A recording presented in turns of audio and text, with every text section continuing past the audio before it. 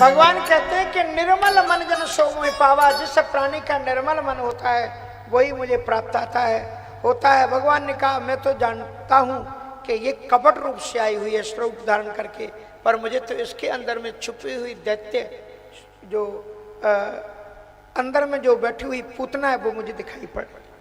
दूसरा अर्थ लोगों ने किया, गोविंद ने आंखें चरात्मा सन्मील तेक्षणा, चराचर के मालिक के गोविंद ने डर कर के आंखें बंद नहीं की। उन्होंने बाल सुलभ चेष्टा दिखाई कि जब बालक को कोई दूसरा स्पर्श करता है तो वो उसकी आंखें वो झेंप जाती है, आंखें बंद कर लेती। तो पूतना को स्पर्श करते ही भगवान ने अपनी आंखें बंद की। तीसरा अर्थ ये बताया, गोविंद ने सोचा ये मेरे लिए कालकूट जहर लेकर के आई है, पर मैं तो ब्रजमंडल में ये सोच करके आया था कि यहाँ माखन और मिश्री मिलती है और ये तो मुझे जहर लेकर के आ गई। इसलिए आंख बंद करके हमारे काशीपति बाबा विश्वनाथ को याद करने लगे कि आप पधारो, इसके जहर का पान तो आप करो, हम तो माखन मिश्री खाए।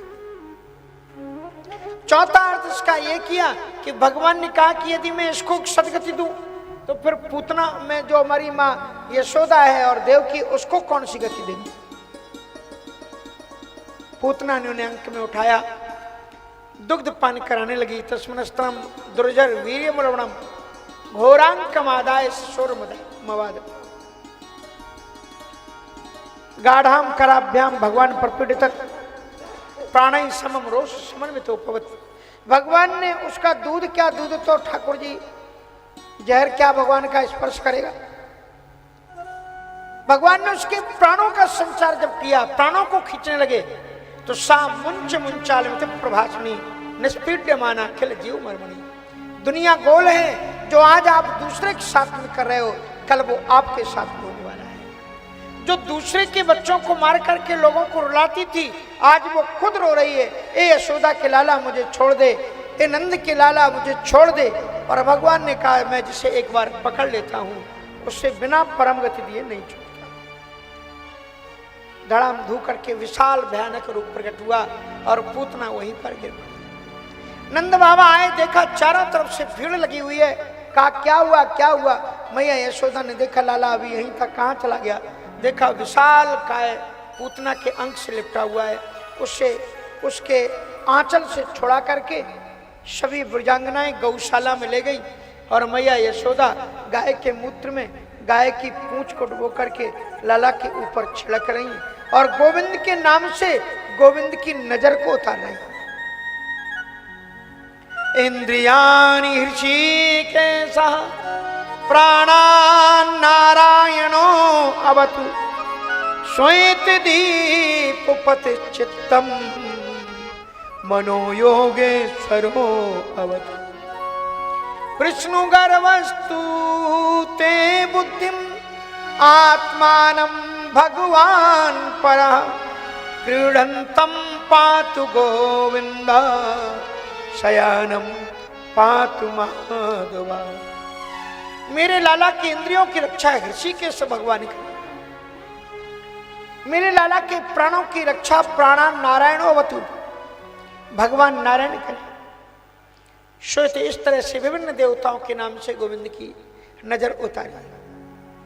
बाद में नंद बाबा ने पूतना के विशाल अंग के खंड खंड करके जब उसे जलाया तो उसके शरीर से चंदन की तरह सर्वत्र सुगंधी निकली। इससे मालूम हुआ कि पूतना की सदगति हुई। पूतना जो इतनी बड़ी पापनी थी उसको सदगति क्यों मिली। किसी ने पूछा इसको सदगति नहीं मिलनी चाहिए तो राक्षसी थी।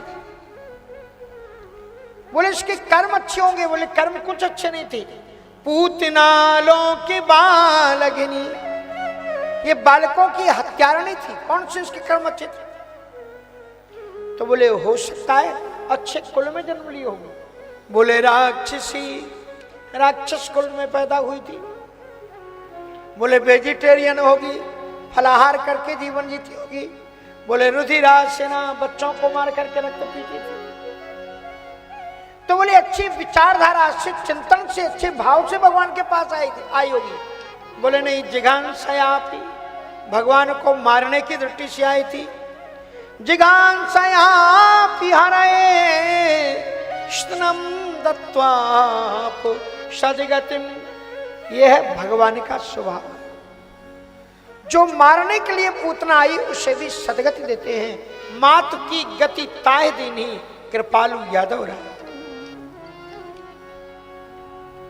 एक दिन ये जो लाला का प्राकट हुआ तब से नंद बाबा की यहाँ पर नित्य निरंतर भीड़ लगी रहती। सभी देवताओं को मालूम है कि भगवान अवतार लेके आए। सभी ऋषिमुनियों को मालूम हो चुका है नारद जी के द्वारा भगवान आए। और सभी चाहते हैं कि एक झलक गोविंद की पाले। और भगवान का जो बालक स्वरूप जिनके इष्ट देव हैं, ऐसे बाबा विश्वनाथ जी महाराज भी बड़े अद्भुत ठाकुर जी के भक्त हैं। सो वो भी एक दिव्यतम योगी का रूप धारण करके नंद गोकुल में पधारे। मैया यशोदा ने दूर से ही देखा कि कोई योगी आ रहा है। बड़ी बड़ी जटाएं, भयानक सर्प, हाथ में त्रिशूल, व्याघंबर, चर्म लपेटे हुए कोई योगी आ रहा है। सभी महात्मा जो ही आते हैं वही कहते हैं हमें लाला को दिखा दो। ये भी अभी कहेगा आकर के मुझे लाला को दिखा दो। और कहीं मैंने लाला को इससे दिखाया, लाला ने इसको देख लिया तो कहीं नजर ना लग जाए, मेरा लाला कहीं डर ना जाए, इसलिए इसको तो मैं नहीं दिखाऊंगी, कोई ना कोई बहाना बने। और जो ही उन्होंने देखा ठाकुर जी शंकर जी को आते हुए, शंकर जी जरा और पास में आए। उनका भयानकतम स्वरूप उसको देख करके और मैया डर गई।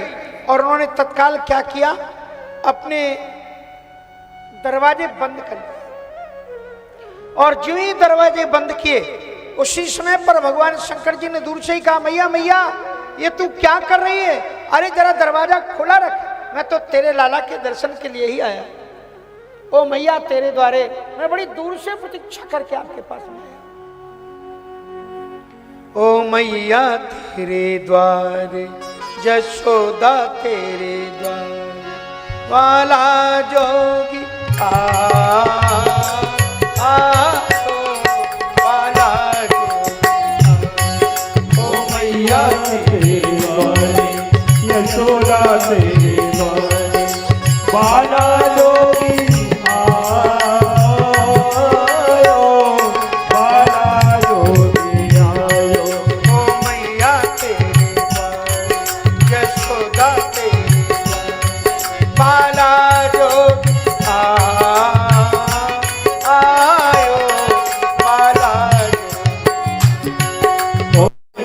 तेरे द्वारे, यशोदा तेरे द्वारे।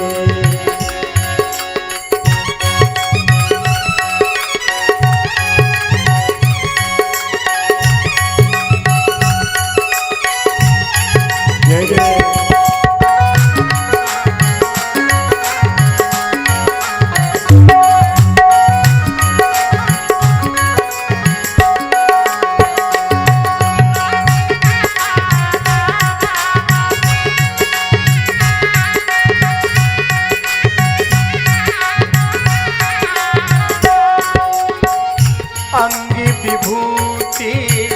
गले मुंडी माला, ओ अंग विभूति गले मुंडे माला, शेष नागे लिपटाए।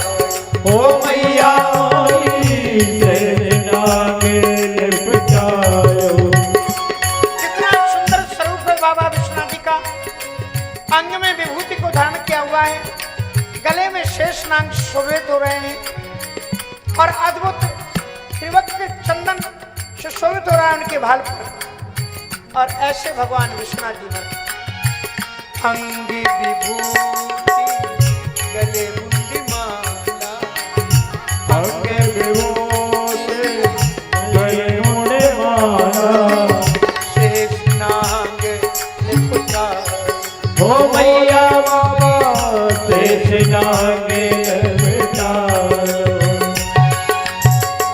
बांको तिलकी भाल चंद्रमा, ओ बांको तिलकी भाल चंद्रमा, बांको तिलकी भाल चंद्रमा, बांको तिलकी भाल चंद्रमा।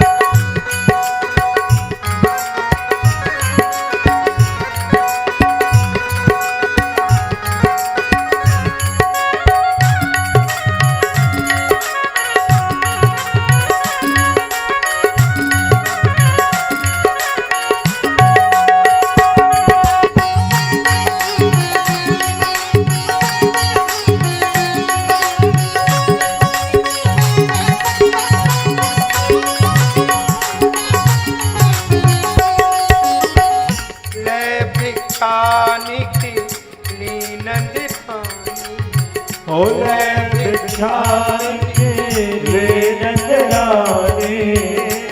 हमारी हिंदू संस्कृति है कि हमारे दरवाजे पर कोई भिक्षुक कोई साधु आ जाए तो बिना भिक्षा के नहीं जाना चाहिए। वो जाने, उसके कर्म वो जानेगा कि वो छल कर रहा है, कपट कर रहा है। पर अगर कोई भिक्षुक आपके दरवाजे से बिना भिक्षा लिए चला जाता है तो आपके सारे सुकृत लेकर के चला जाता है।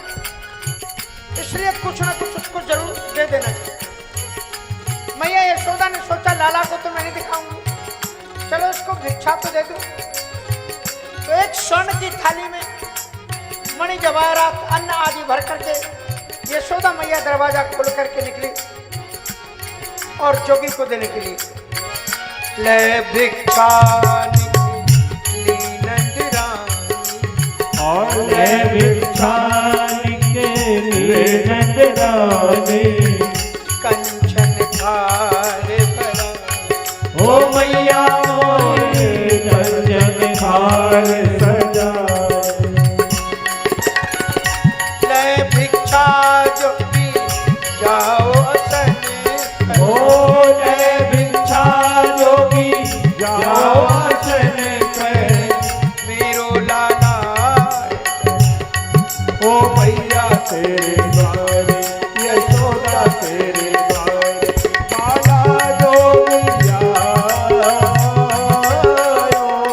बाला जोगिया ओ मैया तेरे द्वारे यशोदा तेरे द्वारे।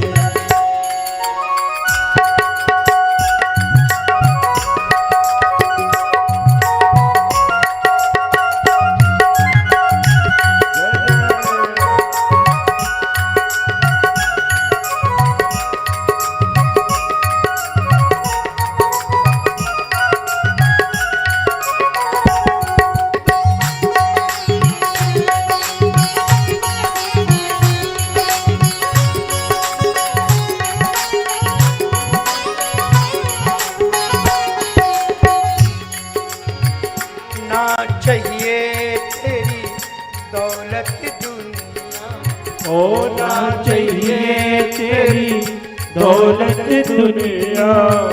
मैया ने स्वर्ण का थाल जब सामने रख दिया तो हमारे काशी के बाबा विश्वनाथ ने योगी ने कहा, ए मैया सुन, मैं तेरी दौलत और दुनिया का भिखारी नहीं हूँ।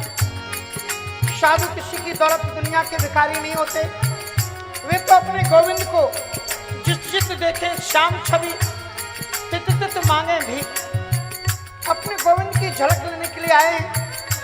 रख अपनी ये दौलत दुनिया अपने पास, सोने की थाली तू अपने घर में ले जा।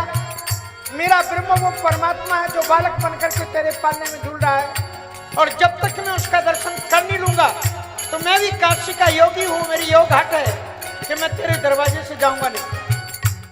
और बाबा विश्वनाथ जी ने जो ही ऐसा कहा तो मैया यशोदा ने भी अपनी कमर कस ली कि तू अच्छी कान से खोल के सुन ले दादा कि मैं भी एक स्त्री हूँ और तूने नहीं सुना प्रिया हट।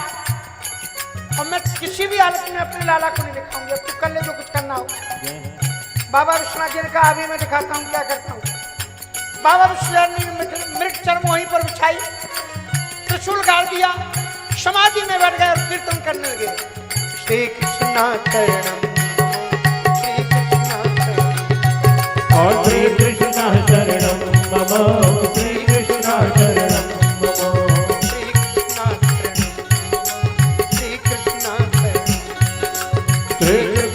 शरणम मम श्री कृष्ण शरणम। श्री कृष्ण शरणम मम श्री कृष्ण शरणम श्री कृष्ण शरणम मम श्री कृष्ण शरणम मम श्री कृष्ण शरणम मम श्री कृष्ण शरणम श्री कृष्ण शरणम मम श्री कृष्ण शरणम मम श्री कृष्ण शरणम श्री कृष्ण शरणम मम श्री कृष्ण शरणम। नमामि निर्वाणे वेदं व्यापितं ब्रह्मवेदस्वरूपं वेदं निर्गुणं निर्विकारं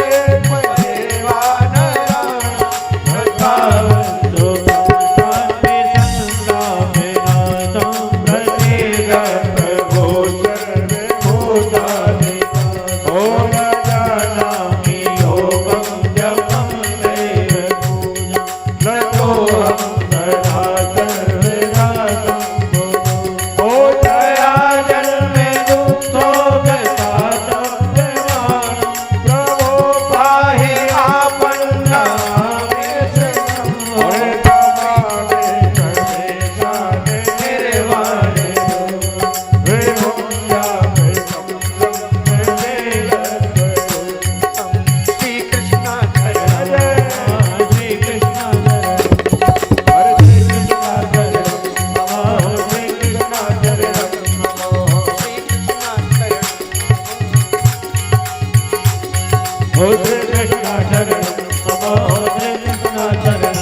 बाबा विश्वनाथ जी के चालक निरंजन की आवाज को सुन करके लाला जाग गए और पालने में रोने लगे।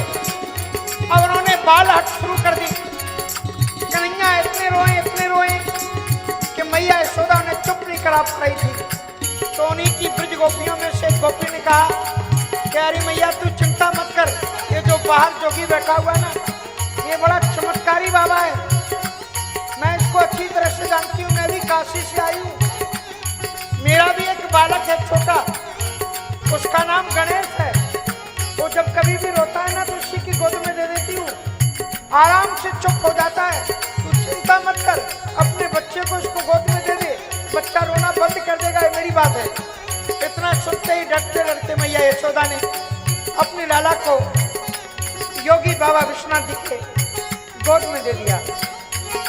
श्री कृष्ण शरण, श्री कृष्ण शरणं मम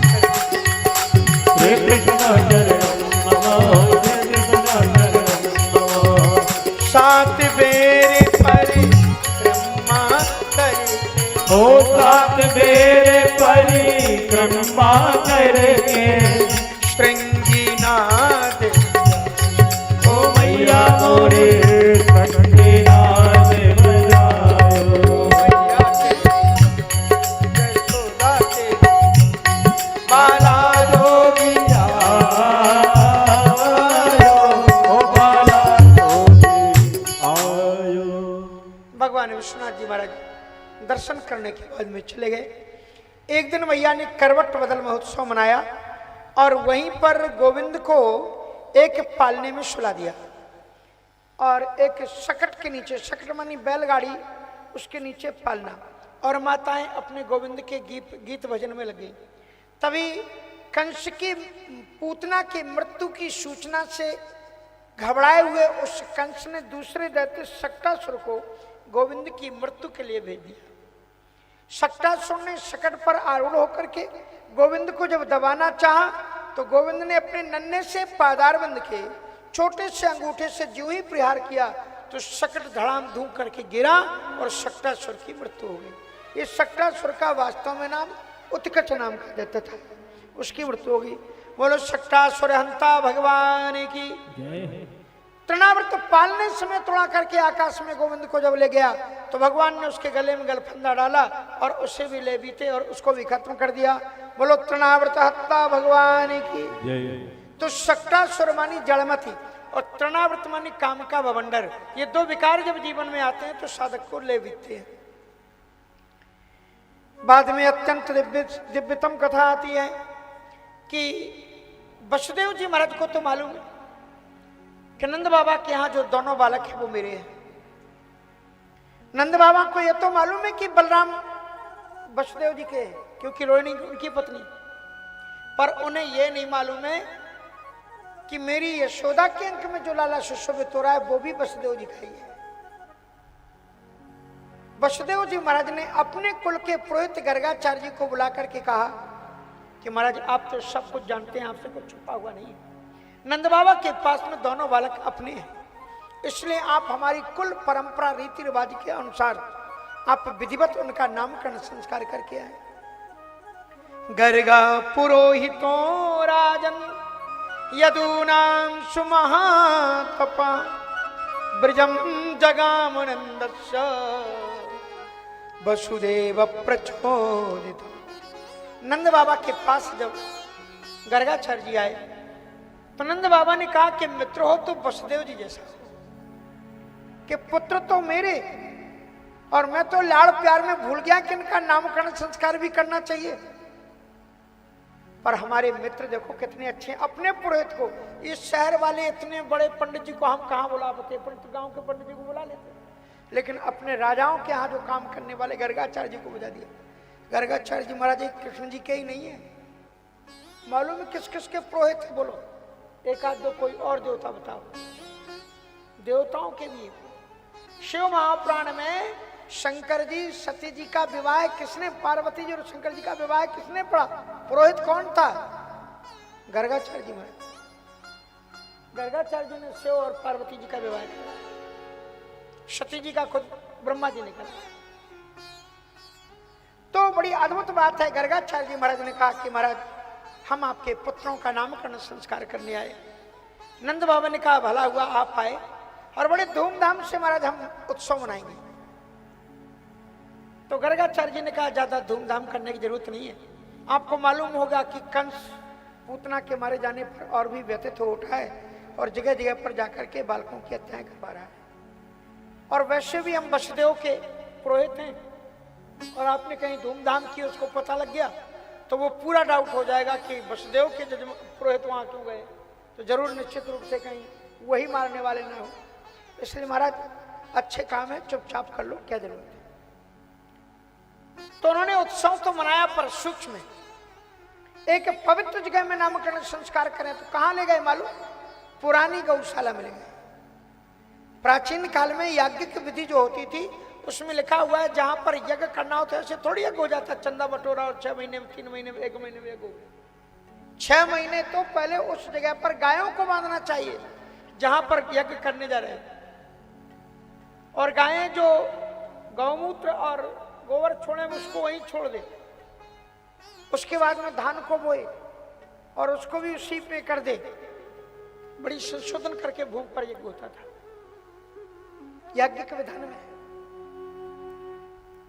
तो गौशाला में ले गए जो सबसे ज्यादा पवित्र जगह थी, उसको लेपा गया, पोता गया। माताएं कितना सुंदर श्रृंगार कर देती हैं आटा के द्वारा, कैसे चौक पूरी सजा दिया। सेठ चौकी लगा करके गर्गाचार्य जी महाराज को पधराया। बीच में श्री शालिग्राम भगवान की शिला रखी गई, पूजन हुआ नवग्रह आदि का। माताओं का इतना आपस में प्रेम है कि मैया यशोदा के लाडले कन्हैया को मैया रोहिणी ने अपनी गोद में ले रखा है, और रोहिणी ने यशोदा की बेटी। बोले पता भी लग जाएगा कि ज्योतिषी जी को कितना ज्ञान है। देखे ना ज्ञान है कि नहीं। क्रमानुसार पहले बड़े बच्चे का नाम रखना चाहिए। अब जो रोहिणी की गोद में होगा वही बड़ा बच्चा होगा ना। बोले पता लग जाएगा पंडित जी को कितना ज्ञान। पर पंडित जी को सचमुच में ज्ञान था। पंडित जी ने पहले नाम किसका रखा? जो यशोदा की गोद में था। अब ये भागवत में ऐसा श्लोक नहीं है, लेकिन एक शब्द है जिससे ऐसा प्रतिध्वनित तो होता है कि मानो कि गर्गाचार्य जी कह रहे हैं कि तुम जिसको लेके बैठी हो तुम्हारा बेटा नहीं। अयम ही रोहिणी पुत्रो। अरे मैया यशोदा, तुम्हारी गोद में ये जो बेटा है ना, ये रोहिणी का पुत्र है। अयम ही, यही है रोहिणी का बेटा।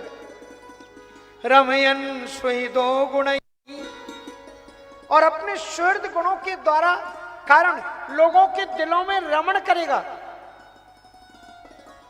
रमयन स्वेदो गुणैहि आख्यासिते राम इति, और बलाधिक्या बलम विदुः। कण कण में रमण करेगा, लोगों के हृदय में रमण करेगा, इसलिए इसका नाम एक राम है। और बल की अधिकता होने के कारण इसको विद्वान लोग, विदु मानी विद्वान लोग, बल भी कहेंगे। फिर श्री कृष्ण का नामकरण संस्कार कर रहे हैं। उनके नामकरण संस्कार के पहले एक लाइन बड़े महत्वपूर्ण कही, कहा हे रोहिणी, तुम्हारी गोद में सुशोभित होने वाला बालक जो यशोदा का है, ये दुनिया का एक विलक्षण बालक है। ये लौकिक नहीं है, ये हर एक युग में मौजूद रहता है। आसन वर्णास्त्रयो यस्य गृह्णतोनुयुगम तनु, शुक्लो रक्तस्तथा पीत इदानीं कृष्णतां गता। ये सतयुग में शुक्ल वर्ण से त्रेता में रक्तवर्ण से और ये द्वापर में इदानीम कृष्णताम गता है, कृष्ण रूप से आया है। और कृष्ण का मतलब क्या है? मन राधा भी है। कृष्ण भूवाचका शब्दाक्षर निवृत्तिवाचक तय और एक को परब्रह्मा विधीयते। और दूसरी बात कहते हैं इतना टेढ़ा बिकोला नाम क्यों रख दिया? कहते कृष्ण नाम कहने से यहाँ की जो दिमाग की धमनियां है ना, इनकी एक्सरसाइज हो जाती। राम का तो बड़ा इजी नाम है राम, पर कृष्ण ऐसे बोलो तो यहाँ की धमनियां। और अगर आप प्रतिदिन 11 बार अपने छोटे बच्चे को, जो जन्मा हुआ बच्चा है, उससे 11 बार प्रतिदिन सुबह सुबह बिना कुछ खाए पिए श्री कृष्णा शरणम मम बच्चे को रटवाओ, तो बच्चे में अद्भुत ज्ञान होता है और उसकी तोतली बुद्धि नहीं होगी। इसलिए श्री कृष्णा शरणम मम उसको रटाना चाहिए।